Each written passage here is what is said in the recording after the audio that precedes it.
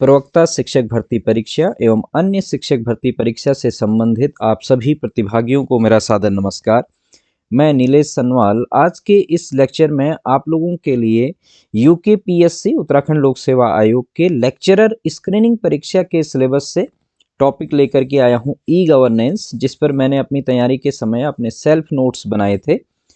तो देखिएगा sir, e governance एक ऐसा टॉपिक है जो अभी प्रेजेंट में हमारे पूरे भारत में जो भी सरकारी कामकाज हो रहे हैं, ठीक है, या जो भी निजी कंपनियों के साथ जो भी कार्य कामकाज हो रहे हैं, सब ऑनलाइन हो रहे हैं। ई गवर्नेंस का मतलब है कि इलेक्ट्रॉनिक गवर्नेंस कहीं ना कहीं डिजिटाइजेशन से और ऑनलाइन से, तो यह लगातार काफ़ी विस्तृत रूप से हो रहा है। तो इस वीडियो में मैं आपको कहना चाहूँगा कि मैंने मैक्सिमम जो टॉपिक्स हैं उनको कवर करने की कोशिश की है, लेकिन ई गवर्नेंस एक ऐसा टॉपिक है जिसपे हम यह पूरी तरीके से नहीं कह सकते हैं कि ऑल थिंग्स आर हियर, कि सारी चीज़ें इसमें हैं, क्योंकि तो लगातार इस पे कार्य चल रहा है।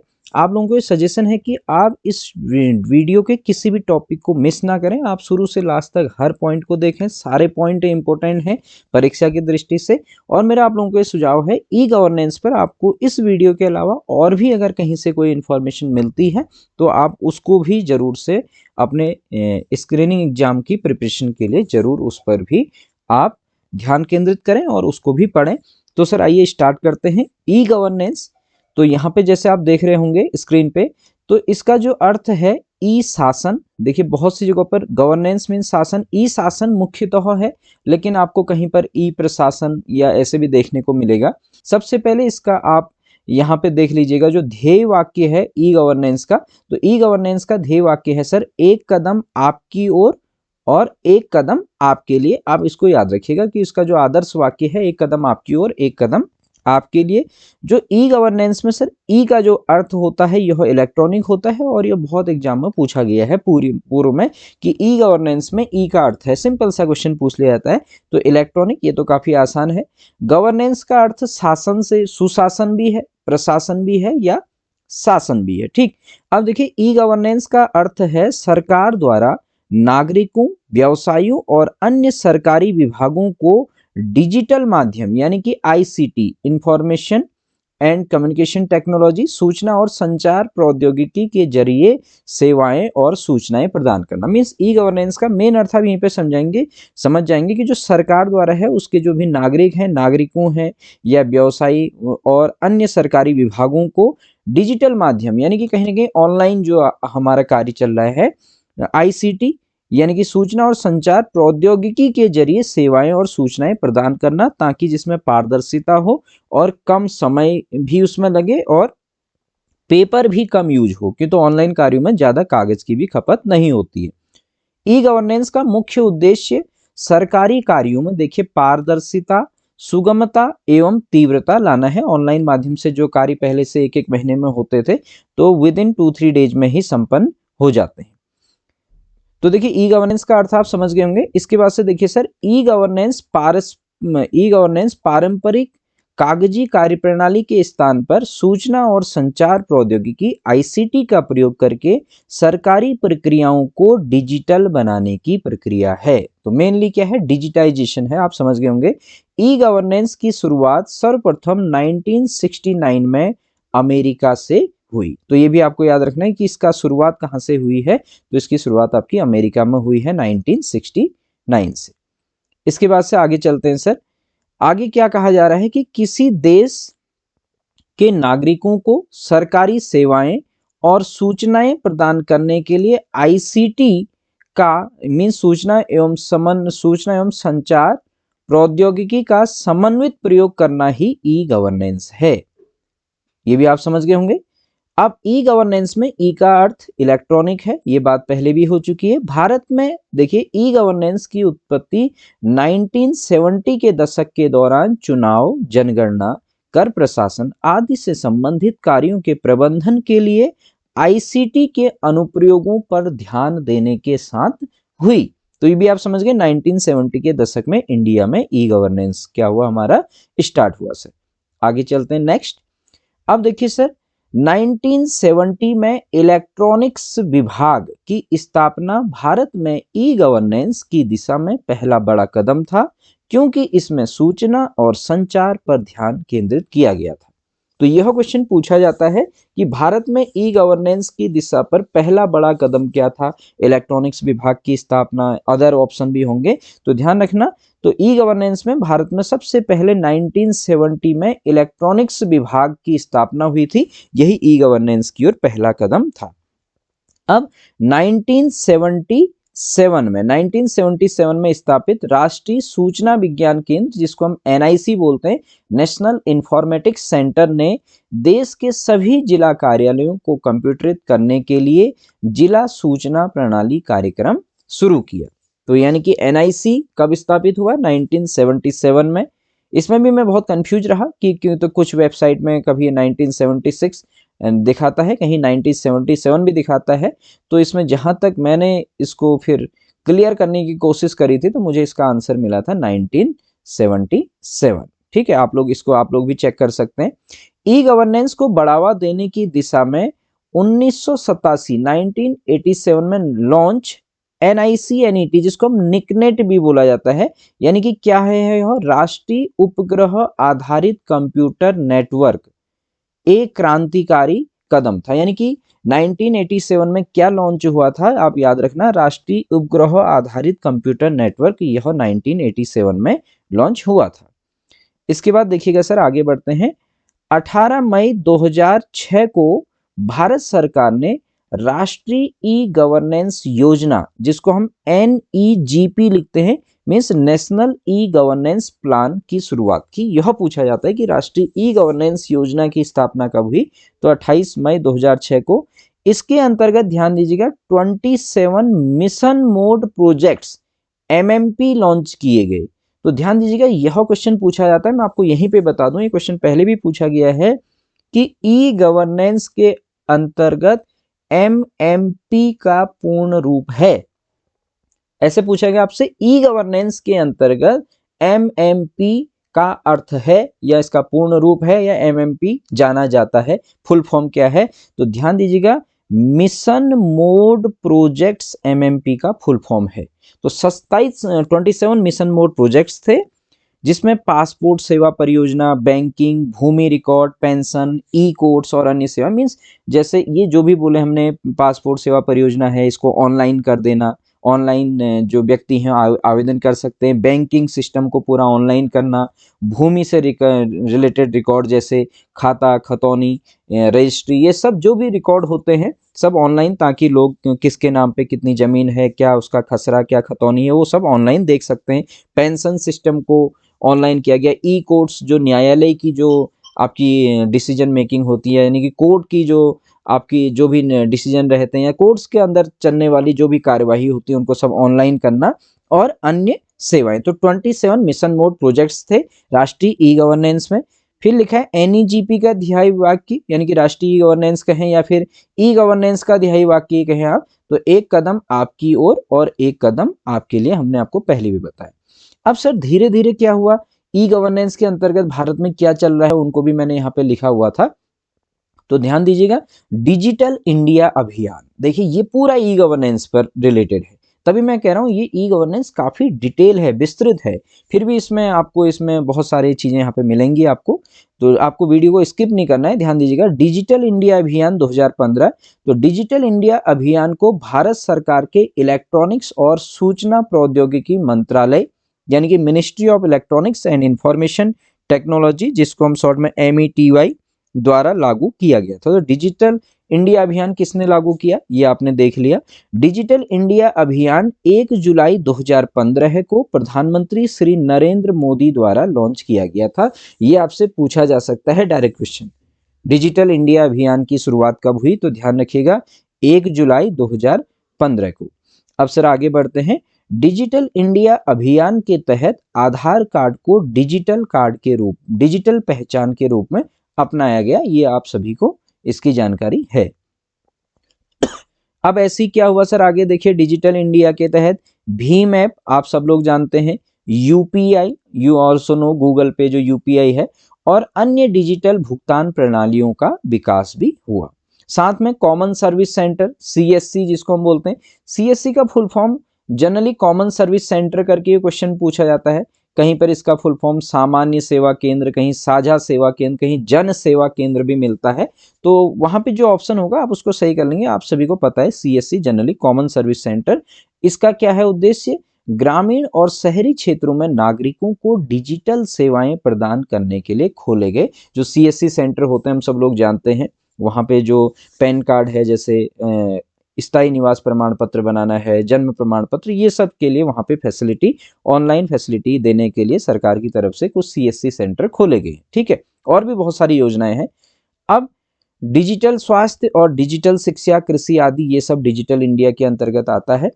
ऐसे ही देखिए मेक इन इंडिया प्रोग्राम भी यहाँ पे था, क्योंकि इन सबको अब ई गवर्नेंस के तहत लाया जा रहा है, तो इसलिए इनको ई गवर्नेंस टॉपिक के अंतर्गत ये सारी चीजें आ जाती हैं। तो मेक इन इंडिया की शुरुआत प्रधानमंत्री श्री नरेंद्र मोदी ने 25 सितंबर 2014 को किया। तो ये भी आपको याद रखनी है कि मेक इन इंडिया प्रोग्राम कब शुरुआत हुआ, 25 सितंबर 2014 को। इसका जो लोगो है यह है विशालकाय शेर इस पे बना हुआ है, जो क्या बनाता है कि लगातार कार्य करने की हमको प्रेरणा देता है। और इसे भारत सरकार द्वारा देसी और विदेशी कंपनियों द्वारा, देखिए मेक इन इंडिया में क्या है, देखिए ध्यान से, इसे भारत सरकार द्वारा, किसे मतलब मेक इन इंडिया को भारत सरकार द्वारा देसी और विदेशी कंपनियों द्वारा भारत में ही वस्तुओं के निर्माण पर बल देने के लिए बनाया गया है, कि जो भी आपका कंस्ट्रक्शन होगा, जो भी वस्तुओं का निर्माण करेंगे भारत में ही कहीं करेंगे, मेक इन इंडिया। ठीक, ऐसे ही सर डिजिटल इंडिया या ई गवर्नेंस के तहत हम कहें स्किल इंडिया मिशन, यह कार्यक्रम भी था, Kaushal Bharat mission, skill India mission या कौशल भारत मिशन।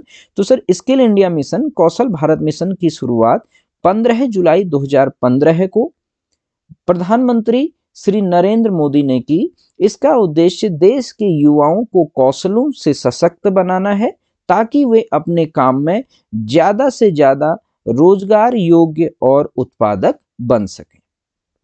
ठीक है, तो स्किल इंडिया की शुरुआत कब हुई ये भी आप ध्यान में रखेंगे, 15 जुलाई 2015 है।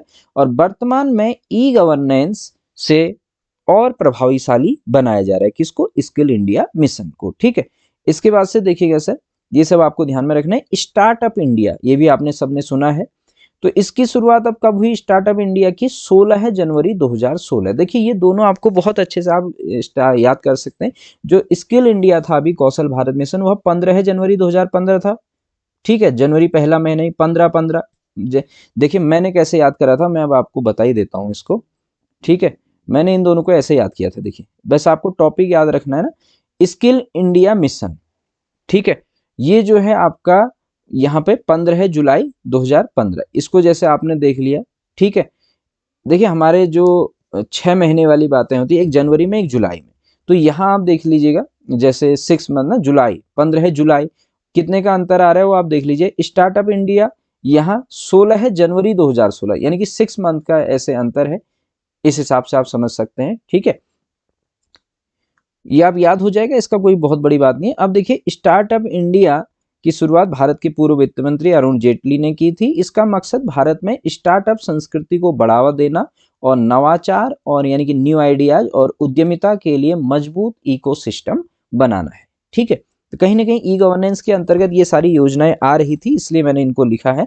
अब मेन आते हैं ई गवर्नेंस के उद्देश्य पर। सर इसके ऑब्जेक्टिव्स क्या है, तो ऑब्जेक्टिव से इसके देखिए पारदर्शिता, यह सरकारी कार्य प्रणाली को जनता के लिए अधिक पारदर्शी बनाता है। ई गवर्नेंस यानी कि ट्रांसपेरेंसी, यानी कि कहीं ना कहीं भ्रष्टाचार को कम करता है, यह बात है। ठीक है, उत्तरदायित्व, इससे सरकारी कर्मचारियों की जवाबदेही बढ़ती। जवाबदेही कैसे बढ़ती है, तो ऑनलाइन, जैसे एक स्तर निचले स्तर से किसी कार्यालय से अगर कोई भी जो आपका डॉक्यूमेंट हो या कोई भी अगर आपका कार्य होना है वो आगे जाता है, तो ऑनलाइन आजकल हम उसकी ट्रैकिंग कर सकते हैं कि उस पर कहाँ पे किस स्तर से क्या कार्यवाही हो रही है, तो कर्मचारी उस पर लेट नहीं कर सकते हैं। जैसे पहले होता था कि ये डाक हमारे पास नहीं आई या लेटर हमको नहीं मिला, ऐसे कर्मचारी वहां पर लापरवाही बरतते थे, लेकिन अब ऐसा नहीं है, क्योंकि तो ऑनलाइन सिस्टम में पारदर्शिता बनी है कि कोई अगर डॉक्यूमेंट किसी विभाग में किस डेट को गया, कितने बजे गया ये भी दिखाई देता है, और विभाग ने उस पर कब एक्शन लिया। यदि विभाग उस पर देरी में एक्शन लेता है तो कर्मचारियों की वहां पे जवाबदेही बनती है, ठीक है, कि उस पर जल्द से जल्द कार्य करें। ऐसी ई गवर्नेंस में कुशलता, इससे कार्य तेजी से और कम लागत में संपन्न होते हैं। क्यों? तो हम घर बैठे ही बहुत से कार्यों को ऑनलाइन संपादित कर सकते हैं, उसके लिए हमें विभागों के या दफ्तरों के चक्कर नहीं लगाने होते हैं। सुगमता, यानी कि नागरिकों को सेवाएं आसानी से उपलब्ध होती हैं, यह उसके उद्देश्य हैं और कहीं ना कहीं यह हो भी रहा है, ठीक है। मैक्सिमम अभी प्रेजेंट में ये ई गवर्नेंस चल रहा है, ठीक है। तो ई गवर्नेंस के स्तंभ क्या है सर? इस यानी कि इसके जो पिलर अगर हम बोलें ई गवर्नेंस के, तो इसमें मेनली आते हैं लोग, यानी कि अगर हम बोल रहे हैं जनता, इसकी फिर प्रक्रिया, इसकी प्रोसेस, प्रौद्योगिकी, इसके लिए टेक्नोलॉजी क्या है, और इसके लिए रिसोर्सेस यानी कि संसाधन क्या है। तो ई गवर्नेंस के स्तंभ में क्या शामिल नहीं है पूछा जा सकता है, तो ध्यान रख लीजिए। लोग मीन्स यहाँ पे जनता से है, नागरिकों से है, प्रक्रिया इसकी क्या प्रोसेस है, और टेक्नोलॉजी और उसके रिसोर्सेस। अब ई गवर्नेंस के घटक अथवा ई गवर्नेंस के प्रकार ये काफी इंपॉर्टेंट है। तो देखिए सर, ई गवर्नेंस प्रमुख 4 घटकों पर आधारित है। इसमें पहला है सर G2C। इसको मैं थोड़ा सा आपको ऐसे दिखा देता हूं पूरी स्क्रीन में लेकर के।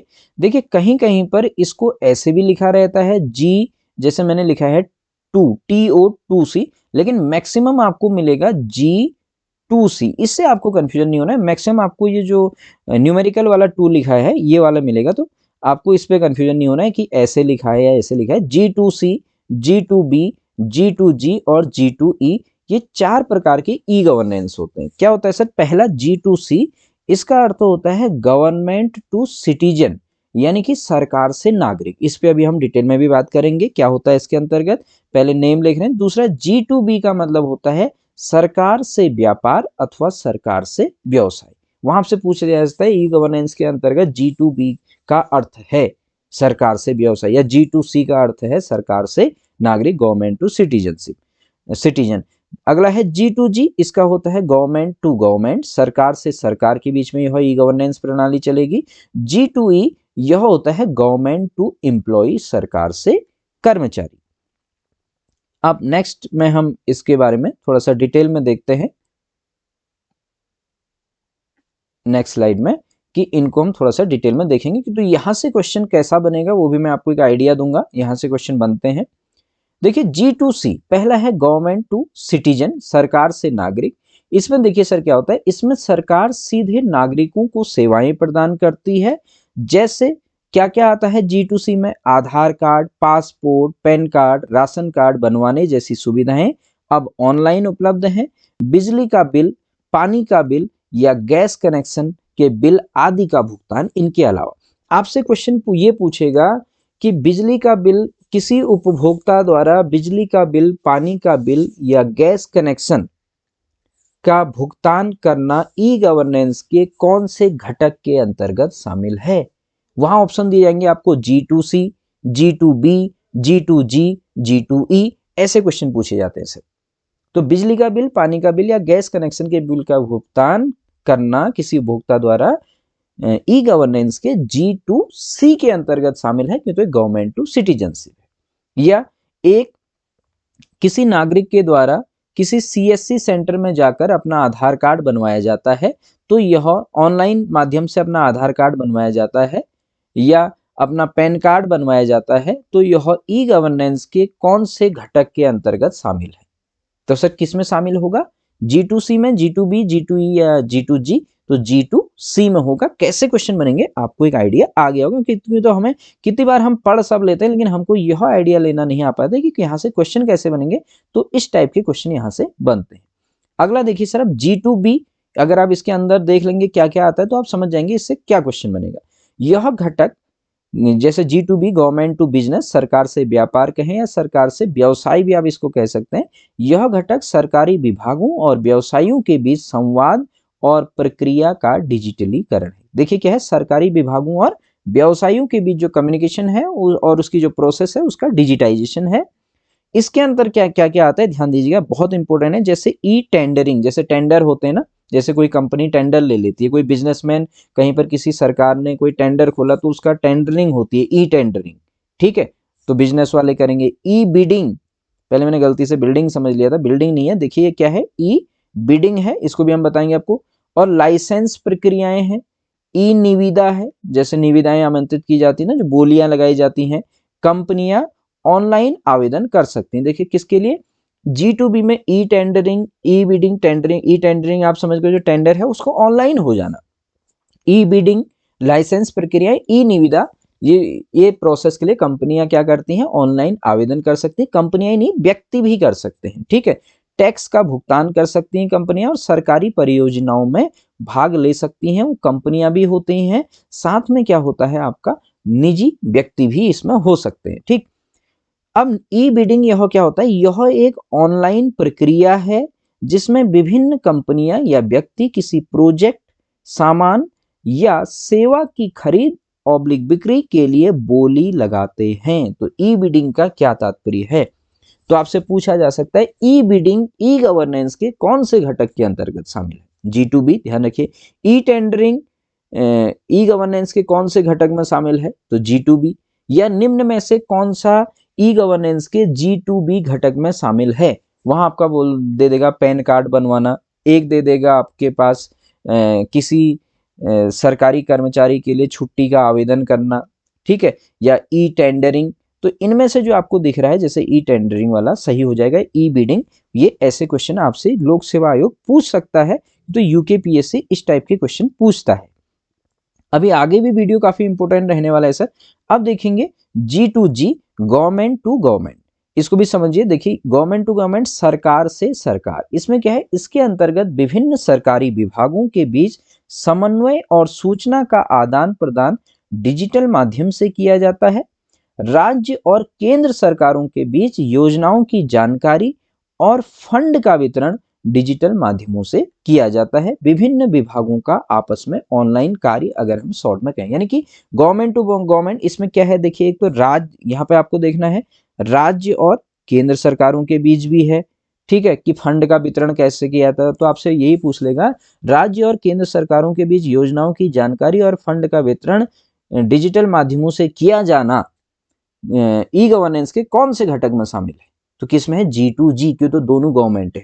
कहीं पर कि यह हमने भी लिखा है, इसके अंतर्गत विभिन्न सरकारी विभागों के बीच, जैसे एक ही हमारे पास जैसे एजुकेशन डिपार्टमेंट है, दूसरा हमारे पास क्या है, फॉरेस्ट डिपार्टमेंट है, उनके बीच में अगर कोई कोऑर्डिनेशन हो रहा है, किसी सूचना का आदान प्रदान हो रहा है ऑनलाइन माध्यम से, तो G2G में आएगा।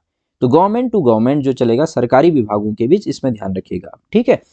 अब अगला आता है sir G2E, government to employ, सरकार से कर्मचारी। इसमें क्या है, यह सरकार और सरकारी कर्मचारियों, ध्यान रखना, सरकार और सरकारी कर्मचारियों के बीच संवाद का डिजिटलीकरण यानी कि डिजिटाइजेशन करता है G2E। अब देखेंगे G2E में क्या क्या आता है।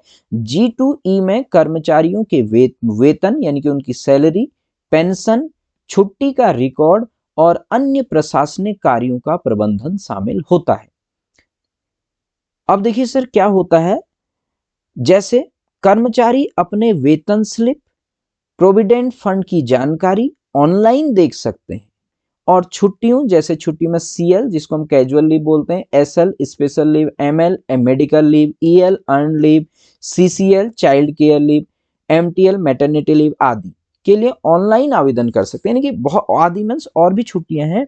देखिए क्या होता है, जितने भी विभाग के कर्मचारी हैं, जैसे शिक्षक में ही हम ही कहें, तो जब किसी सरकारी कर्मचारी को छुट्टी लेनी होती है, तो उनका जो डायरेक्टरेट मतलब जो संबंधित विभाग से उच्चाधिकारी को वो ऑनलाइन माध्यम से आवेदन करते हैं। जैसे एप्लीकेशन लिखते हैं, वो संबंधित विभागाध्यक्ष को तो देते ही देते हैं, साथ में ऑनलाइन माध्यम से अपनी एप्लीकेशन को अप्लाई करते हैं, और ऑनलाइन माध्यम से एप्लीकेशन स्वीकृत होती है। उत्तराखंड में ये सब चल रहा है।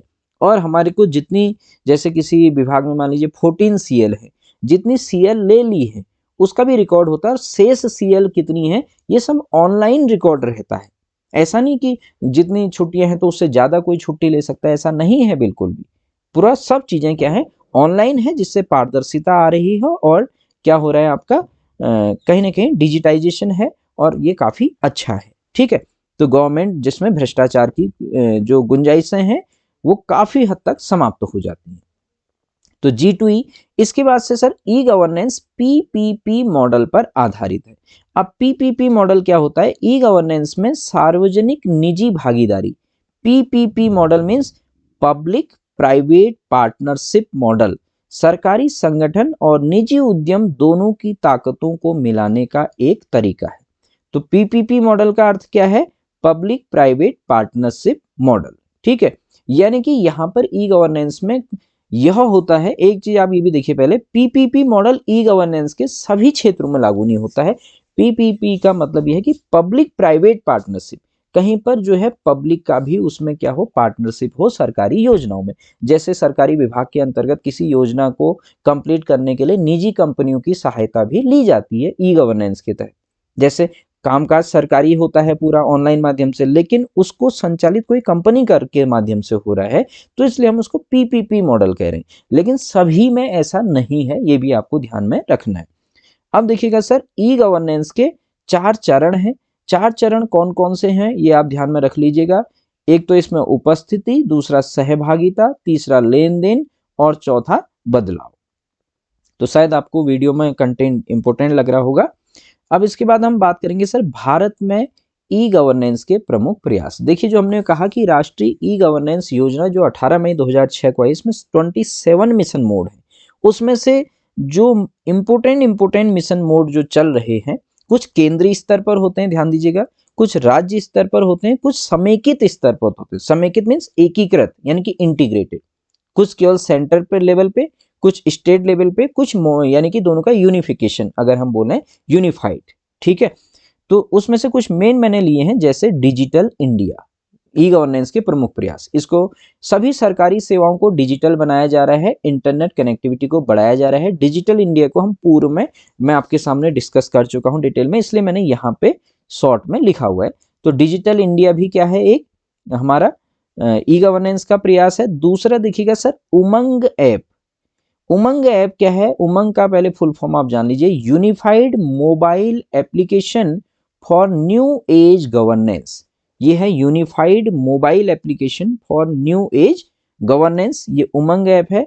यह एक ऐप है जो विभिन्न सरकारी सेवाओं को एक ही मंच पर उपलब्ध कराता है, जिससे नागरिकों को सेवाएं मोबाइल पर आसानी से मिल जाती हैं। ठीक, तो उमंग ऐप का संबंध किससे है? ई गवर्नेंस से है। ठीक, अब देखिए CSC जो हम बात कर रहे हैं, तो CSC क्या है सर? कॉमन सर्विस सेंटर, सामान्य सेवा केंद्र या जन सेवा केंद्र, लोक सेवा केंद्र, जो भी कहें, ये भी ई गवर्नेंस का ही प्रयास है। इसमें पैन कार्ड, आधार कार्ड, पासपोर्ट आदि ऑनलाइन सेवाएं, ये हमने आपको शॉर्ट में लिख दिया। अब स्वागत है सर, एक स्वागत, ध्यान दीजिएगा, यह गुजरात सरकार की ई गवर्नेंस पहल है। ऐसे पूछ लिया जाता है यूकेपीएससी की, यह योजनाएं कौन से राज्य में, ई गवर्नेंस के अंतर्गत स्वागत किस राज्य की पहल है? तो किसकी है? गुजरात की, ये ध्यान रखना है, उत्तराखंड का नहीं है। जिससे नागरिक अपनी शिकायतों को ऑनलाइन दर्ज कर सकते हैं। ऐसी सर ई गवर्नेंस के अंतर्गत ई कोर्ट्स आता है। इसमें क्या होता है? इसके तहत न्यायालय की प्रक्रियाओं को डिजिटल किया गया है, जिससे केस की स्थिति और अन्य कानूनी जानकारी ऑनलाइन देखी जा सकती है। इस मिशन मोड प्रोजेक्ट का उद्देश्य नागरिकों को प्रौद्योगिकी यानी कि टेक्नोलॉजी के उपयोग द्वारा बेहतर न्यायिक सेवाएं प्रदान करना है। तो ई कोर्ट्स भी क्या है, आप समझ गए होंगे, ई गवर्नेंस का एक टाइप है। ठीक, इसके बाद आता है सर ई जिला, जिसको हम ई जिला, मैंने यहाँ लिखा है। जनरली आप लोग देखते हैं, आप लोग थोड़ा सा गौर कीजिएगा, आप अपना, अगर आपका नया एम्प्लॉयमेंट ऑफिस का कार्ड बना हो या आपका नया स्थायी निवास प्रमाण पत्र बना हो, आप उनको जरा गौर से देखिएगा, तो उनमें ई डिस्ट्रिक्ट लिखा रहता है। ई डिस्ट्रिक्ट उसमें डायरेक्ट लिखा रहता है, या आपका कोई जाति प्रमाण पत्र हो, ठीक है, आय प्रमाण पत्र हो, जो ऑनलाइन बनते हैं। तो इसे सूचना प्रौद्योगिकी विभाग द्वारा शुरू किया गया। इस MMP means mission mode project का उद्देश्य जिला स्तर पर नागरिक केंद्रित सेवाएं, जैसे जन्म, मृत्यु प्रमाण पत्र, आय और जाति प्रमाण पत्र, वृद्धावस्था और विधवा पेंशन आदि प्रदान करना है। तो आप इसको भी समझ गए। ई जिला भी क्या है? ई गवर्नेंस के अंतर्गत एक योजना है। अब सर काफी इंपॉर्टेंट, MCA 21, ये क्वेश्चन डायरेक्ट पूछा जाता है। MCA 21 का संबंध है किससे है? ई गवर्नेंस से है, ये आप समझ लीजिए। अगर और डिटेल में पूछेगा तो देखिए, इसे कारपोरेट मामलों के मंत्रालय द्वारा शुरू किया गया। इस परियोजना का उद्देश्य कंपनी अधिनियम के तहत पंजीकृत कंपनियों को इलेक्ट्रॉनिक सेवाएं प्रदान करना है। तो आपसे ऐसे भी क्वेश्चन डिटेल में पूछा जा सकता है कि कंपनी अधिनियम के तहत पंजीकृत कंपनियों को इलेक्ट्रॉनिक सेवाएं ई गवर्नेंस के किस मॉड्यूल पर प्रदान की जाती है, या ऐसे बना लिएगा क्वेश्चन कि कंपनी अधिनियम, भारत में कंपनी अधिनियम के तहत पंजीकृत कंपनियों को इलेक्ट्रॉनिक सेवाएं प्रदान करने का ई गवर्नेंस का माध्यम है। वहां पूछ लेगा MCA 21, MCA 19 या MAC 21, ऐसा बना देगा कुछ भी, तो ध्यान रखना है MCA 21 का संबंध ई गवर्नेंस से है, ये ध्यान रखिएगा। और जो कंपनी अधिनियम के तहत पंजीकृत कंपनियां हैं, उनका इलेक्ट्रॉनिक सेवाएं मीन्स उनका डिजिटाइजेशन, उनको ऑनलाइन सेवाएं देना है, इसका संबंध है। अब ऐसी सर ई ऑफिस, ये भी ई गवर्नेंस के अंतर्गत आता है। इसमें क्या होता है? इसे प्रशासनिक सुधार और लोक शिकायत विभाग द्वारा शुरू किया गया है। इसका उद्देश्य कार्यालयों में कम से कम कागज यानी कि लेस पेपर ऑफिस के उपयोग द्वारा सरकार की परिचालन क्षमता में सुधार करना है। यानी कि जितने भी जो कार्यालय हैं विभिन्न विभागों का, उनको ऑनलाइन जोड़ दिया जाए, यानी कि वहां पर कंप्यूटरीकृत के द्वारा कंप्यूटरीकृत कर दिया जाए, डिजिटाइजेशन कर दिया जाए।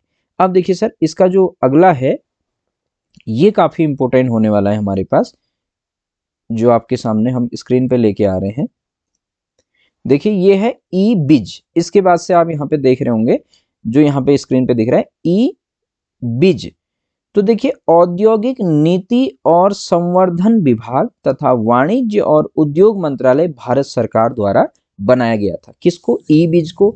इसमें क्या होता है? देखिए, इसका उद्देश्य फर्म जीवन चक्र में निवेशकों, उद्योगों और उद्यमों को प्रभावी, सुविधाजनक, पारदर्शी और एकीकृत इलेक्ट्रॉनिक सेवा प्रदान करके देश में व्यावसायिक माहौल को बदलना है। एक बार फिर से देखिए, ये औद्योगिक से जुड़ा है, कहीं औद्योगिक नीति और संवर्धन विभाग तथा वाणिज्य और उद्योग मंत्रालय से भारत सरकार द्वारा बनाया गया। इसका उद्देश्य क्या है? फर्म जीवन चक्र में जो फर्म है उनमें निवेशकों, जो इन्वेस्टमेंट करते हैं, उद्योगों यानी कि जो भी आपके इंडस्ट्रीज हैं, और उद्यमों को प्रभावी, सुविधाजनक, पारदर्शी और एकीकृत इलेक्ट्रॉनिक सेवाएं प्रदान करके देश में व्यावसायिक माहौल को बदलना है, यानी कि उसका डिजिटाइजेशन करना है। तो आपसे क्वेश्चन ऐसे ही पूछ लेगा, फर्म जीवन चक्र में निवेशकों, उद्योगों को और उद्यमों को प्रभावी, सुविधाजनक, पारदर्शी और एकीकृत इलेक्ट्रॉनिक सेवा प्रदान करने के लिए ई गवर्नेंस का कौन सा माध्यम है? तो वहां ई बिज, ई ऑफिस, ऐसे ई कोड, तो उसका होगा ई बिज। इनको आपको ध्यान में जरूर रखना है, ठीक है। फिर उसके बाद से है अगला है सर ई खरीद। अब आप आगे देख रहे होंगे, नेक्स्ट है हमारे पास ई खरीद, जिसको हम ई सरकारी खरीद भी बोलते हैं। ई गवर्नेंस की ये सब मिशन मोड प्रोजेक्ट है, मेन जो पूछे जाते हैं। ई सरकारी खरीद, e GP, e procurement. E governance का मतलब केवल ई गवर्नेंस शब्द से नहीं है, उसके अंदर इतनी सारी चीजें आती हैं। तो देखिए, ई खरीद का क्या बोला मैंने? ई सरकारी खरीद, ई जीपी जिसको हम बोलते हैं, ई यानी कि इसका मतलब गवर्नमेंट प्रोक्योरमेंट या ई प्रोक्योरमेंट, ठीक। तो इसका जो नोडल है वो वाणिज्य और उद्योग मंत्रालय है भारत सरकार का। उद्देश्य क्या है? सभी क्षेत्रों में सार्वजनिक खरीद को अधिक पारदर्शी और कुशल बनाने के लिए इलेक्ट्रॉनिक सरकारी खरीद के उपयोग के माध्यम से खरीद सुधारों को लागू करने के लिए एक राष्ट्रीय प्रयास, यानी कि सार्वजनिक खरीद को अधिक पारदर्शी और कुशल बनाने से इसका है। तो ई खरीद भी क्या है? ई गवर्नेंस की एक शाखा है। वहां आपसे ऐसे पूछ लेगा, ई गवर्नेंस के मिशन मोड प्रोजेक्ट के अंतर्गत निम्न में से कौन सम्मिलित नहीं है? तो वहां एक ई बिज नाम दे देगा, ई कोट दे देगा, ई खरीद दे देगा, एक कुछ ऐसा दे देगा जो नहीं होगा। तो आपको ऐसा कहीं दे, आप सोचेंगे अगर आपने तैयारी नहीं की हो, वहां पर एक ऐसा बोल सकता है ई डिजिटल। अगर उसने दिया ई कोड दे दिया, ई बिज, ई खरीद, ई डिजिटल, तो आपको ई डिजिटल तो ऐसा लगेगा कि वो तो है ही है, क्यों, तो उसको आप नहीं छोड़ सकते ना, ऑप्शन ही ऐसा बनेगा कि तो डिजिटाइजेशन है कहीं ना कहीं, जबकि उसका आंसर ये है कि ई डिजिटल नहीं है, ई खरीद उसका आंसर है। आप सोचेंगे ई खरीद नहीं होगा, ऐसा नहीं, सुना तो सुना से नहीं होता है, पढ़ने से होता है, ठीक है। तो इसलिए हर वीडियो का हर पॉइंट काफी इंपॉर्टेंट है, क्यों, तो हर टॉपिक ई गवर्नेंस पर है। अब ई गवर्नेंस के अंतर्गत सर एक मिशन मोड ई पंचायत है। यह क्या है, पंचायती राज मंत्रालय ने इससे संबंधित कार्यों का कंप्यूटरीकरण या डिजिटाइजेशन किया है। इसको हम अभी आगे और डिटेल में करेंगे।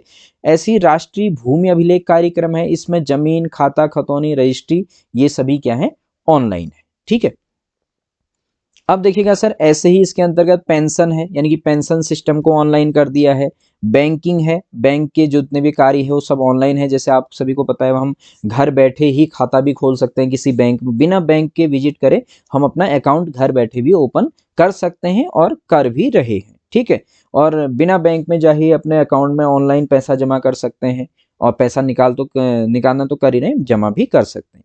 ऐसी देखिए सर, एक है ज्ञान दूत। ध्यान दीजिएगा, यह इंट्रानेट आधारित G2C गवर्नमेंट टू सिटीजनशिप सेवा वितरण योजना है। ध्यान दीजिएगा, यह मध्य प्रदेश सरकार की योजना है। तो ई गवर्नेंस के अंतर्गत ज्ञान दूत कौन से सरकार की योजना है, ध्यान में रख लीजिए सर, मध्य प्रदेश की है। ऐसे ही एक है मित्र। ई गवर्नेंस के अंतर्गत ना हर राज्य ने कुछ जो योजनाएं चलाई उनको कुछ नाम दे दिए जाते हैं। ठीक है। तो इसमें क्या है, मित्र है, जैसे उत्तराखंड में अपनी सरकार चल रहा है मित्र। तो यह केरल में एकल खिड़की सुविधा है, जो नागरिकों को राज्य करों यानी कि स्टेट टैक्स और अन्य वित्तीय दायित्वों का भुगतान करने की अनुमति देती है। तो ध्यान रखना सर, जो मित्र है केवल ई गवर्नेंस की, यह केरल की योजना है। अगला देखिए, जो ई मित्र है, यह ई मित्र वाली जो योजना है यह राजस्थान सरकार की है। इसमें भी सेम पॉलिसीज हैं कि जो ऑनलाइन कार्य होगा वहां का, इसलिए उसके बारे में डिटेल में नहीं लिखा है, आप चिंता ना करें, आपसे पूछ लेगा ई गवर्नेंस के अंतर्गत ई मित्र किसकी मतलब कहाँ की, कौन से राज्य की योजना है। तो आपको राज्य याद रखना है इसमें मेन। ई मित्र है राजस्थान सरकार की। ई सेवा नाम से जो ई गवर्नेंस के अंतर्गत जो ई सेवा जो चल रही है, यह चल रही है आंध्र प्रदेश सरकार की। ये तो मैंने आपको शुरू में बताया, जो मिशन मोड प्रोजेक्ट है उसमें कुछ केंद्रीय स्तर पर है, कुछ राज्य स्तर पर है, कुछ समेकित स्तर पर है। उसमें हर राज्य ने उनको कुछ अलग अलग नाम दिए हैं। तो ई मित्र, जो मित्र था वो केरल का है, ई मित्र सर राजस्थान का है, ई सेवा आंध्र प्रदेश का है। लोकवाणी, लोकवाणी नाम से यह ई गवर्नेंस की योजना उत्तर प्रदेश सरकार की है।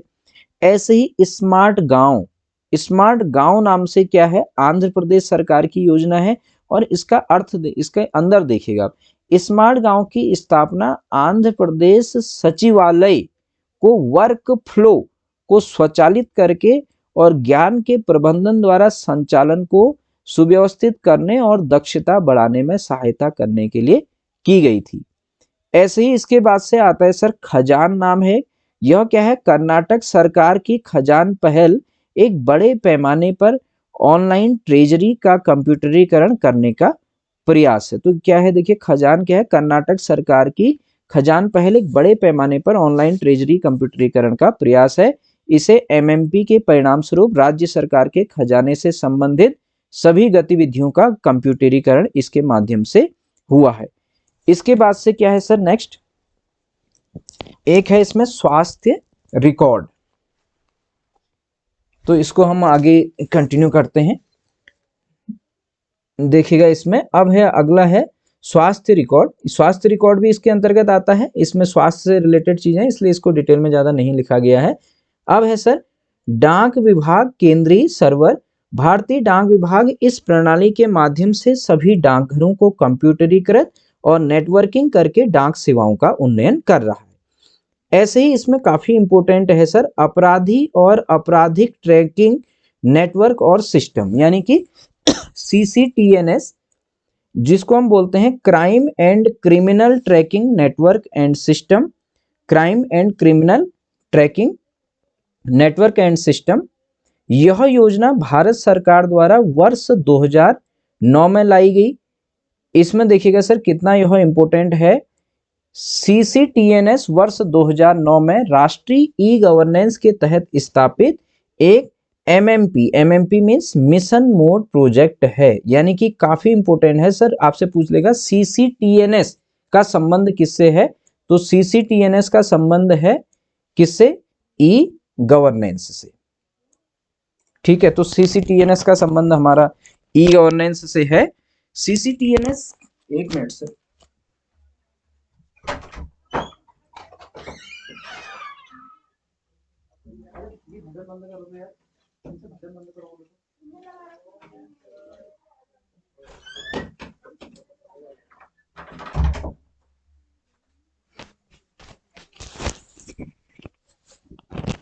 ओके, थोड़ा सा टेक्निकल इश्यू के लिए यहाँ पे हम आपसे माफी चाहेंगे। तो सीसीटीएनएस जिस पे हम यहाँ पे बात कर रहे हैं सर, ये क्या है? अपराधी और आपराधिक नेटवर्किंग और सिस्टम, जो सीसीटीएनएस है, crime and criminal tracking network system, यह योजना भारत सरकार द्वारा वर्ष 2009 में लागू की गई। आपको ध्यान में क्या रखना है, मैंने बताया कि इसका जो मेन है यह है कि ई गवर्नेंस के अंतर्गत है, और इसमें क्या है, सीसीटीएनएस वर्ष 2009 में राष्ट्रीय ई गवर्नेंस के तहत स्थापित एक मिशन मोड प्रोजेक्ट है, एमएमपी है। सीसीटीएनएस का उद्देश्य ई गवर्नेंस के सिद्धांतों को अपनाते हुए एक व्यापक और एकीकृत प्रणाली का निर्माण करना है।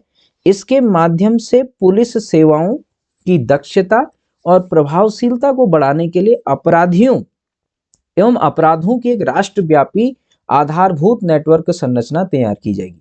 यानी कि किसके लिए है? जो अपराधी हैं, क्राइम है, अपराध है, और आपराधिक tracking network and system, online system जो है यह चल रहा है ई गवर्नेंस के अंतर्गत। ठीक है, अब इसमें सर आगे बढ़ते हैं।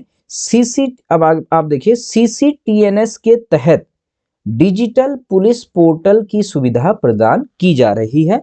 इस पोर्टल के माध्यम से नागरिक अपराध से संबंधित शिकायतें ऑनलाइन दर्ज करा सकेंगे, साथ ही डिजिटल पुलिस पोर्टल के थ्रू। ठीक है, साथ ही घरेलू कर्मचारियों जैसे ड्राइवर, माली, गार्ड या किराएदारों का पुलिस सत्यापन, यानी जो पुलिस वेरिफिकेशन होता है, उसको भी करा सकेंगे। तो सीसीटीएनएस का आपसे फुल फॉर्म पूछा जा सकता है, काफी इंपॉर्टेंट है, और यह आपराधिक मामलों से संबंधित है। ठीक, अब ऐसे ही आता है सर माई गवर्नमेंट एक नागरिक पोर्टल, जैसे आप यहाँ पे देख रहे हैं, अब है माई गवर्नमेंट एक नागरिक पोर्टल। तो प्रधानमंत्री श्री नरेंद्र मोदी ने अच्छी सरकार प्रयास में व्यक्तियों को शामिल करने के लिए mygovernment.nic.in या .in नामक एक इंटरनेट प्लेटफॉर्म की शुरुआत की। तो माई गवर्नमेंट जो एक नागरिक पोर्टल है, ये भी किसके अंतर्गत है sir? E governance. My government एक प्रौद्योगिकी आधारित मंच है जो सभी को सुशासन में भाग लेने की अनुमति देता है। इंटरनेट का विस्तार और ग्रामीण क्षेत्रों में आईटी आधारित नौकरियों का उदय भी इसमें शामिल है। ऐसे देखिएगा आगे क्या है सर, ई गवर्नेंस के अंतर्गत आप सभी ने सुना है डिजी लॉकर, ये भी ई गवर्नेंस में आता है। तो डिजी लॉकर में क्या है? शिक्षा, निवास, चिकित्सा जानकारी, जन्म प्रमाण पत्र और अन्य आधिकारिक जो भी दस्तावेज होंगे, दस्तावेजों को अलग अलग डिजी लॉकर में संग्रहित किया जा रहा है, या किया जा सकता है और किया जा रहा है। ठीक है, अब देखिए राष्ट्रीय ई गवर्नेंस योजना जो थी, इसके बारे में थोड़ा सा डिटेल में यहाँ पे देखेंगे आप लोग। तो देखिए सर, इसका प्रारंभ जो हुआ हम आपको पूर्व में बता चुके हैं, 18 मई 2006 से हुआ। एनईजीपी का लक्ष्य, ध्यान से सुनिएगा इसको, एनईजीपी का लक्ष्य उस तरीके में बदलाव और पूरी तरह सुधार लाना है। किसमें? उस तरीके में बदलाव और पूरी तरह सुधार लाना है जो सरकार की सेवाएं नागरिकों को प्रदान करता है। मीन जो सरकार की सेवाएं पहले भी तो नागरिकों को मिल ही रही थी, उसके मेथड में चेंज करना था। मेथड में क्या चेंज करना था? उसमें आईसीटी का प्रयोग करना था। नागरिकों को सुविधाजनक, लागत प्रभावी तथा पारदर्शी सेवाओं की मांग करने का अधिकार प्रदान करता है। कौन? एनईजीपी, राष्ट्रीय ई गवर्नेंस प्लान। अब देखिए, सरकारी सेवाओं में आईसीटी यानी कि सूचना और संचार प्रौद्योगिकी का उपयोग ही ई गवर्नेंस है। तो ई गवर्नेंस किसको कहते हैं? सरकारी सेवा में आईसीटी का प्रयोग। अब यहां से ध्यान से देखिएगा, हर पॉइंट इंपॉर्टेंट है। एनईजीपी की संरचना में 3 लेयर शामिल है। एक तो इसमें ऑर्गेनाइजेशन लेयर है, एक है सर इसमें टेक्नोलॉजी लेयर, और तीसरी लेयर है यूजर लेयर। आपसे पूछ लेगा एनईजीपी की संरचना में कौन सी लेयर शामिल नहीं है। अब इन लेयर का मतलब मैं आपको बता दूं, ऑर्गेनाइजेशन मीन्स वह विभाग या वह भी कोई भी हम बोल रहे आपका सोर्स हो जाएगा एक तरफ से, ऑर्गेनाइजेशन जो किसी भी उसका ऑर्गेनाइज करा रहा है, यानी कि कोई भी सूचना का जो मेन सोर्स है, आप ऐसे समझ लीजिए। दूसरा टेक्नोलॉजी लेयर, जैसे मुझे कोई सूचना किसी दूसरे पर भेजनी है, किसी दूसरे विभाग को, तो हम ऑर्गेनाइजेशन लेयर में आएंगे। टेक्नोलॉजी, उसके लिए क्या टेक्नोलॉजी यूज करी जा रही है वह उसमें, जैसे स्वान इसमें यूज किया जाता है, स्टेट वाइड एरिया नेटवर्क, या इंटरनेट जो भी है वह टेक्नोलॉजी लेयर होगी जो उसके लिए टेक्नोलॉजी यूज हो रही है। तीसरी यूजर लेयर जो उसका उपभोग करेगा। ठीक है, तो एनईजीपी के तहत बांटी जाने योग्य संरचना निम्न प्रकार है। एनईजीपी में क्या क्या आता है उसको मेनली आप देखिए। एक तो एनईजीपी में आपका सीएससी सेंटर, सामान्य सेवा केंद्र या लोक सेवा केंद्र, आप जो भी कहें, जन सेवा केंद्र, तो बुनियादी स्तर पर सेवा की इलेक्ट्रॉनिक माध्यम से आपूर्ति प्रदान करने के लिए सीएससी की स्थापना का मेन इसमें सुझाव था और सीएससी स्थापित किए भी गए हैं। दूसरा सबसे इंपॉर्टेंट स्वान, इसका आपसे फुल फॉर्म बहुत से एग्जाम में पूछ लिया जाता है। तो स्वान का यहाँ पे फुल फॉर्म है स्टेट, जैसे वैन हम बोलते हैं ना जनरली, इसको हम एस वैन भी बोलते हैं कितनी जगहों पर। जैसे हमने लैन देखा ना, एलएन लोकल एरिया नेटवर्क, ऐसे ही हमने देखा है वैन वाइड एरिया नेटवर्क, ऐसे ही मैन मेट्रोपॉलिटन एरिया नेटवर्क। तो यहाँ पे स्वान जनरली बोल दिया जाता है या एस वैन भी बोला जाता है, जो भी आप बोले, ठीक है। तो स्वान जो है state wide area network, Hindi में राज्य व्यापी क्षेत्र नेटवर्क, लेकिन जब आपसे पूछा जाएगा तो state wide area network, Hindi भी आपको याद में ध्यान में रख लेना है, राज्य व्यापी क्षेत्र नेटवर्क। यह भारत सरकार की राष्ट्रीय ई गवर्नेंस योजना के तहत संचालित एक बुनियादी ढांचा विकास कार्यक्रम है। इसका उद्देश्य सरकार के कामकाज के लिए सुरक्षित और तेज कनेक्टिविटी यानी कि इंटरनेट कनेक्टिविटी मुहैया कराना है। स्वान के जरिए, ध्यान दीजिएगा, स्वान के जरिए राज्य मुख्यालय को सभी जिला मुख्यालयों और ब्लॉक मुख्यालयों से जोड़ा जाता है। तो स्वान का जो मेन है यह एक क्या है, इंटरनेट सुविधा प्रदान करने का तरीका है। ऐसे ही इसमें ई गवर्नेंस में क्या आता है देखिएगा आगे, थर्ड है इसमें सर एसडीसी। एसडीसी का फुल फॉर्म भी पूछा जाता है, स्टेट डेटा, DATA होगा यहाँ पर, शायद स्पेलिंग में हुआ है, स्टेट डेटा सेंटर राज्य आंकड़ा केंद्र, वो आप स्पेलिंग करेक्ट या लिखते समय ऐसा बन गया होगा, यहाँ पर आप इसको देख सकते हैं DATA, ठीक है। तो स्टेट डेटा सेंटर, तो आपसे पूछ लिया जाएगा ई गवर्नेंस के अंतर्गत या ई गवर्नेंस के तहत एसडीसी का तात्पर्य है। केवल एसडीसी नहीं पूछेंगे, तो एसडीसी के कितने सारे फुल फॉर्म हो सकते हैं। ई गवर्नेंस के तहत एसडीसी का संबंध है, तो राज्य आंकड़ा केंद्र है, स्टेट डेटा सेंटर। राष्ट्रीय ई गवर्नेंस योजना के तहत भारत के अलग अलग राज्यों में स्थापित यह क्या है, डेटा सेंटर है, ठीक है, जहां से आंकड़े एकत्रित किए जाते हैं। ऐसी राष्ट्रीय ई गवर्नेंस में एक यह भी है NKN, यह है नेशनल नॉलेज नेटवर्क। जैसे आपने पहले देखा ना नेशनल नॉलेज कमीशन NKC, राष्ट्रीय ज्ञान आयोग 2005, वो अलग है, वहां से थोड़ा सा माइंड को अलग आप यहाँ पे नहीं, ये है NKN राष्ट्रीय ज्ञान नेटवर्क है। तो क्या है, राष्ट्रीय ज्ञान नेटवर्क देश भर के शैक्षणिक और अनुसंधान संस्थानों को जोड़ता है। ध्यान दीजिएगा, राष्ट्रीय ज्ञान नेटवर्क की स्थापना मार्च 2010 में हुई। यहां से ये इंपॉर्टेंट पॉइंट बनता है, आपको काफी डीप स्टडी करना पड़ेगा, ठीक है। अपना धैर्य बनाए रखें और पढ़ते रहें। अब आता है सर उत्तराखंड सरकार की ई गवर्नेंस के माध्यम से जो योजनाएं चल रही हैं। तो उत्तराखंड सरकार में भी एक तो ई डिस्ट्रिक्ट योजना चल रही है। इसका उद्देश्य नागरिकों को सरकारी प्रमाण पत्रों और सेवाओं को ऑनलाइन माध्यम से प्रदान करना। फॉर एग्जाम्पल जन्म प्रमाण पत्र, मृत्यु प्रमाण पत्र, विवाह पंजीकरण, मैरिज सर्टिफिकेट जो रजिस्ट्रेशन है, जाति प्रमाण पत्र, आय प्रमाण पत्र और निवास प्रमाण पत्र, ये क्या हो रहे हैं, सब ऑनलाइन हो रहे हैं। दूसरा, उत्तराखंड में लोक सेवा केंद्र, जन सेवा केंद्र या कॉमन सर्विस सेंटर CSC, ये उत्तराखंड में सब स्थापित हैं। तीसरा, उत्तराखंड में अभी वर्तमान में चल रहा है अपनी सरकार, ये इनकी चल रहा है अपनी सरकार पोर्टल। इसका क्या है उद्देश्य, नागरिकों को एक ही प्लेटफॉर्म पर सभी प्रकार की सेवाओं की जानकारी और सुविधाएं प्रदान करना। यानी कि जो भी डिफरेंट फील्ड में जो भी जॉब वगैरह आई हुई है, जैसे आप देख रहे होंगे अपनी सरकार पोर्टल के माध्यम से जो हमारा एम्प्लॉयमेंट ऑफिस होता है, रोजगार कार्यालय के माध्यम से वहाँ पर आपको वहाँ पर डिफरेंट जो भी वैकेंसी हैं उसकी भी जानकारी दी जा रही है। दूसरा, एक प्रयाग पोर्टल, ये भी है, मैंने यहाँ पे लिखा नहीं है लेकिन आपको सभी को आपको पता है, प्रयाग पोर्टल भी क्या है, ऑनलाइन माध्यम से जुड़ा हुआ है विभिन्न सेवाओं के लिए।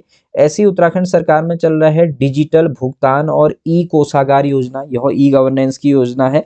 मैंने इसलिए इसके बारे में डिटेल में नहीं लिखा क्योंकि तो इसमें डिजिटल भुगतान हो रहा है ई कोषागार, ट्रेजरी से जो भी डिफरेंट प्रकार के सरकारी बिल हैं या कर्मचारियों का बिल है, यह सैलरी है या अन्य कोई भी बिल है, यह सब ऑनलाइन माध्यम से कोषागार यानी कि ट्रेजरी से आपके इस पे कार्य चल रहा है ऑनलाइन माध्यम से ई गवर्नेंस के तहत। ऐसी स्मार्ट सिटी मिशन को भी ई गवर्नेंस के अंतर्गत रखा है और इंटीग्रेटेड कमांड और कंट्रोल सेंटर। तो इसमें यह चला है कि देहरादून और हल्द्वानी शहरों को स्मार्ट सिटी में बनाने का कार्य इसमें चल रहा है उत्तराखंड सरकार का। मुख्य देहरादून के लिए, लेकिन हल्द्वानी भी इसमें सम्मिलित है। ठीक है, अगला देखिए, जैसे ई गवर्नेंस में यूके भू अभिलेख करके शामिल है। इसमें भूमि रिकॉर्ड का डिजिटाइजेशन, वही बात जो हमने करी कि खाता खतौनी, ये जमीन से रिलेटेड, ये सब क्या है, यूके भू अभिलेख क्या है, हमारा ई गवर्नेंस है। यूके भू अभिलेख अगर आप डालते हैं किसी भी वेबसाइट में, तो आप अपना जमीन, आपकी खाता खतौनी कहाँ किसके नाम पे है, ये सब आप चेक कर सकते हैं घर बैठे। ऐसी ई पंचायत योजना, देखिए ये काफी इंपॉर्टेंट चल रही है अभी। ग्रामीण स्तर पर प्रशासन को ऑनलाइन माध्यम से सक्षम बनाना। इसमें क्या है, ग्रामीण स्तर पर प्रशासन को ऑनलाइन माध्यम से सक्षम बनाना। ग्राम पंचायत के सदस्यों और अधिकारियों को डिजिटल सुविधाएं प्रदान की जाती है। इसमें ग्राम पंचायत से रिलेटेड जो सदस्य होंगे, जैसे उस पे ग्राम प्रधान है या अन्य हैं, और जो अधिकारी हैं, ग्राम पंचायत अधिकारी हैं, वीडीओ हैं, इनको क्या कहता है, डिजिटल सुविधाएं प्रदान की जाती है ताकि वे अपने कार्यों को ऑनलाइन प्रबंधित कर सके। इससे गांव के विकास कार्यों और योजनाओं में पारदर्शिता आती है। मैं आपको बताना चाहूँ, ई गवर्नेंस के तहत जैसे मनरेगा है, तो उसके अंतर्गत अगर कोई योजना आती है, या गांव में कोई भी अगर योजनाएं आती हैं, कहीं पर कोई निर्माण होना है, कंस्ट्रक्शन होना है, कहीं पर कोई रास्ता ही बनना है, तो वहाँ पर भी क्या है, अब जितने भी उसमें जो हम कहें मिस्त्री कहें या लेबर कहें, जो भी उस मतलब उसमें कार्य में अपना सहयोग देंगे, तो उन सब की भी ऑनलाइन अटेंडेंस लगती है। उन सब की अटेंडेंस ऑनलाइन लगती है, और फोटो वगैरह अपलोड होते हैं कि इस निधि से या इस योजना के तहत ये कार्यक्रम किया गया। उस सब का डिजिटाइजेशन होता है, ऑनलाइन होता है, जिससे पारदर्शिता आती है, यानी कि भ्रष्टाचार को कम किया जा सकता है। ठीक है, इसके पश्चात से देखिए सर, उत्तराखंड वाले में, इसमें उत्तराखंड पुलिस ई गवर्नेंस योजना, देखिए इसमें है अब उत्तराखंड पुलिस की ई गवर्नेंस योजना, नाम से चल रही है उत्तराखंड। उद्देश्य पुलिस सेवाओं को ऑनलाइन माध्यम से अधिक प्रभावी और सुलभ बनाना, जैसे ऑनलाइन एफआईआर की जा सकती है, चरित्र सत्यापन, अपनी शिकायत दर्ज या अपराध मानचित्रण आदि। ऐसी उत्तराखंड सरकार का चल रहा है ई छात्रवृत्ति या ई शिक्षा पोर्टल। राज्य में छात्रों को छात्रवृत्ति और शैक्षिक सामग्री को डिजिटल माध्यम से सुलभ कराना। जैसे मैंने आपको पूर्व की अपने एनसीईआरटी वाले वीडियो में बताया, जैसे परख चल रहा है, परख के माध्यम से छात्रों को हर सब्जेक्ट के कक्षा 1 से 12 तक के जो भी छात्र हैं उनको उनसे एमसीक्यू पूछे जाते हैं ऑनलाइन माध्यम से। तो ई शिक्षा में परख चल रहा है, और साथ ही विद्या समीक्षा केंद्र, मैं पहले अपने एनसीईआरटी वाला जो वीडियो है उसमें अपलोड कर चुका हूँ। वीएसके के तहत उनकी ऑनलाइन उपस्थिति दर्ज हो रही है, ये सब। ठीक है, तो उत्तराखंड परिवहन का ई गवर्नेंस, इसका भी ई गवर्नेंस कर दिया गया है। जैसे वाहन पंजीकरण और ड्राइविंग लाइसेंस के कार्यों को ऑनलाइन करके सुलभ बनाना एवं पारदर्शिता लाना। या जैसे किसी गाड़ी का परमिट बनाना है, पंजीकरण करना है, तो पहले क्या होता था, आरटीओ ऑफिस में बहुत लंबी लंबी लाइनों में लगना होता था, लेकिन अब ऐसा कुछ नहीं है। हम ऑनलाइन माध्यम से घर बैठे ही इनके लिए क्या कर सकते हैं, अपनी एप्लीकेशन लगा सकते हैं। अब देखिएगा सर, ई गवर्नेंस के लाभ क्या हैं। तो ई गवर्नेंस के लाभ हैं, जैसे पारदर्शिता में वृद्धि है, कुशलता में वृद्धि है, समय और लागत की बचत है, सूचना का लोकतांत्रिकरण है, जवाबदेही है। यानी कि पारदर्शिता हो रही है, कुशलता हो रही है, समय की और उसके खर्च के जो उस पर लगता था उसकी बचत हो रही है। सूचना का लोकतांत्रिकरण मीन्स सभी को समान रूप से सूचनाएं मिल रही हैं। जब तक ऑनलाइन नहीं था तो सबको बहुत सारी सूचनाएं प्रत्येक जनता को मिल ही नहीं पाती थी, आम नागरिक को भी नहीं मिल पाती थी। लेकिन अब ऑनलाइन होने से कोई भी सूचना हो तो वह उसका लोकतांत्रिकरण में सभी को समान रूप से आदान प्रदान हो रहा है। ई गवर्नेंस के सामने कुछ चुनौतियां भी हैं। चुनौतियां क्या हैं, देखिए, एक तो है डिजिटल साक्षरता की कमी। डिजिटाइजेशन तो हो गया, लेकिन जो कितने कर्मचारी हैं या फिर जनता है डिजिटली साक्षर नहीं है, उनको मोबाइल चलाना तक नहीं आता है कहीं पर। ठीक है, ये सारी चीजें आप समझ सकते हैं। इंटरनेट कनेक्टिविटी की समस्या है, ये तो है ही, हिल एरियाज में ज़्यादा है। साइबर सुरक्षा का खतरा, जैसे बहुत सी बार सरकारी वेबसाइट्स भी हैक हो जाती है, बीच में IFMS ही हैक हो गया था। बहुत सारी चीज़ें, प्रशिक्षित मानव संसाधन की कमी है। तो यहाँ से किस टाइप से क्वेश्चन इस ई गवर्नेंस से बन सकते हैं, तो सर आज के इस लेक्चर में हमने बात करा ई गवर्नेंस, तो शायद मेरे ख्याल से आप लोगों के लिए काफ़ी उपयोगी रहेगा। तो आप लोग वीडियो को देखिए, ई गवर्नेंस पर अपनी एक समझ लीजिए, और कैसे क्वेश्चन बन सकते हैं उस पर एक आइडिया लीजिए, मेहनत करिए, लगातार पढ़ते रहिए। अगर आप एक अच्छी तैयारी करेंगे, डीप स्टडी करेंगे, तो आपको निश्चित रूप से सफलता मिलेगी। तो आपको यह वीडियो कैसा लगा, मेरा यह प्रयास कैसा था, क्या इससे आपको हेल्प हो रही है, तो आप वीडियो को लाइक कीजिएगा, शेयर कीजिएगा, और कमेंट बॉक्स में आप कमेंट करके भी बता सकते हैं। तो आज के इस लेक्चर में इतना ही। Thank you so much.